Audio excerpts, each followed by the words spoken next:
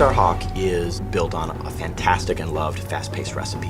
It's got the fantastic multiplayer gameplay that our fans expect, a rich new universe, a solo campaign, and a phenomenally exciting new mechanic in the game called Build and Battle, a system that allows players to build structures dynamically on the fly and make the battlefield play the way they want to play at that time.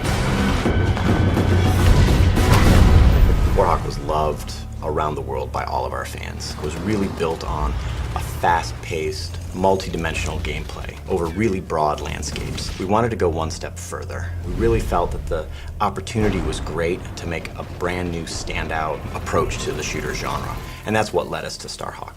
In Starhawk, the universe is in the future, in the distant reaches of the galaxy, a place we call the Frontier, a set of human colonies that have been built up over a number of years, really kind of fueled by what we call the Rush, kind of our gold rush analog for rift energy.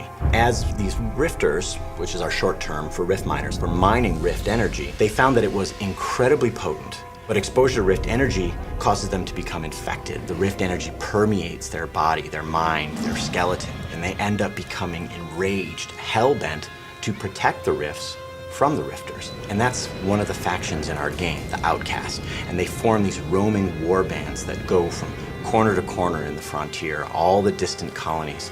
And really, that's at the heart of the conflict in our game.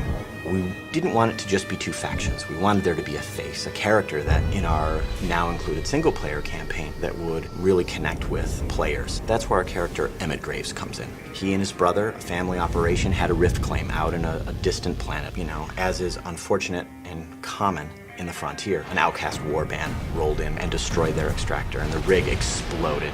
As what happens with exposure to rift energy, both brothers were directly exposed. Now, of course, their gearman, Sidney Cutter, who was up in the dropship above, saw all of this happen. Yeah, this is what happens when those mangy creatures take over. It's a shame, I tell you. Cutter was able to modify some of his equipment to create this regulator device, and this horrible procedure implanted it directly into Emmett's spine. It's almost a curse. It's incredibly painful for Emmett.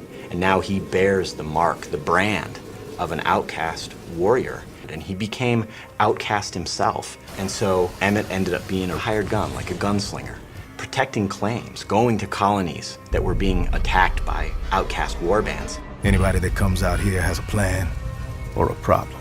I came back with both.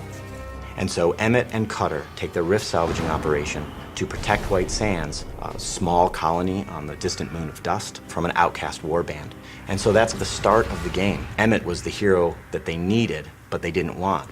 And not only is that conflict at the core of the game's story and fiction and universe, but it's actually core to our exciting new system in the game called Build and Battle.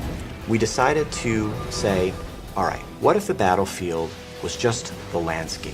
A beautifully rendered canvas onto which the player could customize in a fast, violent, brutal way that matches the gameplay that they expected from Warhawk. And that's what Build and Battle is.